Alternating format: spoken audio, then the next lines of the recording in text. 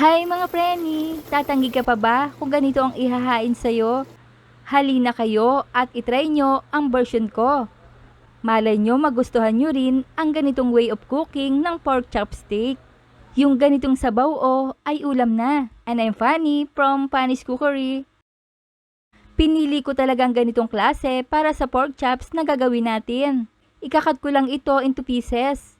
Maganda ito kasi wala na siyang buto.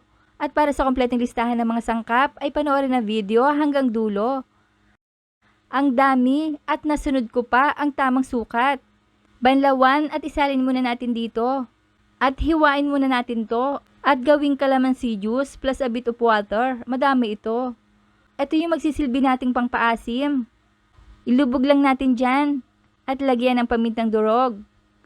Minced garlic. Onion ring. Yung small size ang ilalagay ko. Set aside muna natin yung malalaki. Lagyan din ng soy sauce. At i-massage lang natin ang fork para kumapit ang mga pampalasa. I-marinate natin for about 1 hour or more. Matagal na babad, mas masarap. Ilalagay ko muna ito sa ref. 4 hours later, ito ay galing sa ref. Separate natin ang pork chops sa soy sauce. Salain natin yung sauce at ito na yon. Samantalang initin natin ang kawali at iset ito sa medium heat. Lagyan ng canola oil ang gamit ko. Or any oil. Konti lang ha. Ikalat hanggang sa uminit na ito. Pagkatapos ilagay na natin ang marinated pork chop. 1 by 1 lang ang paglalagay ha at iprito ito ng 3 minutes each side. Baligtarin para maluto naman ang kabilang side.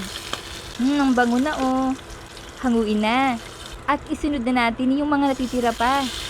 Lulutuin ko na lahat ito mga preni para naman pwedeng ilang ulaman pa. 3 lang naman kami kumakain dito sa bahay. Kaya ang resulta, di alam nyo na yun. Ayan, last batch na ito, reduce the oil. Dahil igigisa na natin dito ang onion and garlic. Ito yung kasama sa marination. Saute until aromatic. Maglalagay ako na to. Annatto powder or atsuete, about 1 tablespoon. For extra color, para makinang din naman ang karne.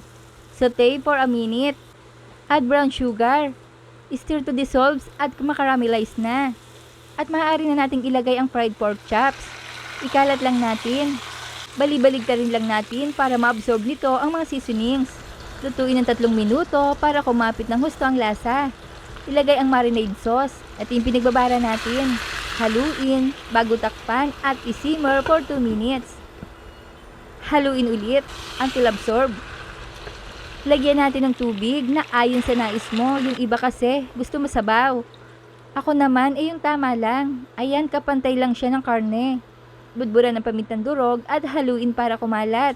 Dahil lulutuin pa natin to.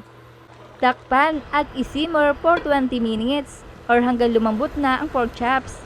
Stir occasionally para pantay naman ang pagkakaluto. Ang totoong malambot na to, pero mas masarap kasi kapag malambot na malambot talaga, di ba? Ayan, at ilagay na natin ang onion ring. Ito yung malalaking part. Lutuin lang natin for a few minutes. Half cook way lang ang ating onion ring. Ganito lang sa akin ay okay na. Kayo nang bahala sa nais nyo. Turn up the heat. At kung nakabot kayo sa punto ng video ito, ay mga tagasa naman kaya ang nakapanood ng video kong ito. Hello po sa inyo at maraming salamat. Nag-crave na ba kayo mga preni? Wait lang ha at ako'y magsasandok pa para sa ating final plating. Ayan. At i-rate nyo naman ako kung pasado ba sa inyo ang version ko sa pagluluto nito. Yung sarsa pa lang ay talaga namang ulam na. Malasa, masarap at nakaka-extra rice.